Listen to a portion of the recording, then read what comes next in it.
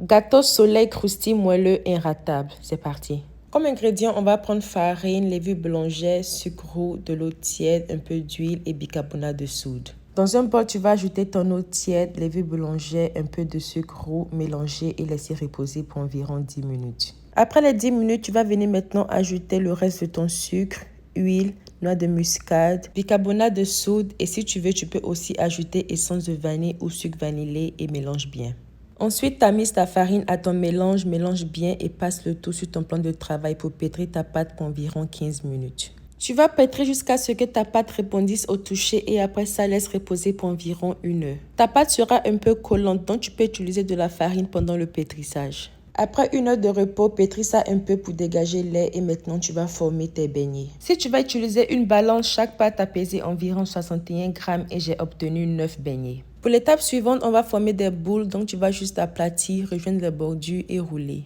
Après ça, laisse tes boules reposer dans un coin chaud jusqu'à ce qu'ils doublent en taille. Déposez votre pâte sous le soleil pour que ça accélère le temps de pousse ou bien dans un four préchauffé. Avant de cuire vos beignets, vous allez prendre votre pâte, rejoindre les bouts encore une fois, bien rouler et griller. Cela va permettre à ce que la forme soleil ressorte plus. Sinon, c'est pas obligatoire. La cuisson doit se faire à feu très doux pour que vos gâteaux soient bien croustillants à l'extérieur, moelleux et bien cuits à l'intérieur. Après avoir bien observé le temps pour cette taille de beignet là, minimum 8 minutes et plus de cuisson. Vous voyez comment c'est bien doré, puis ça fait façon soleil là, non? Voilà, c'est ce que tu veux. Et voilà que nous avons terminé nos gâteaux soleil croustillants moelleux. Ils sont tellement beaux. Vous-même regardez un peu.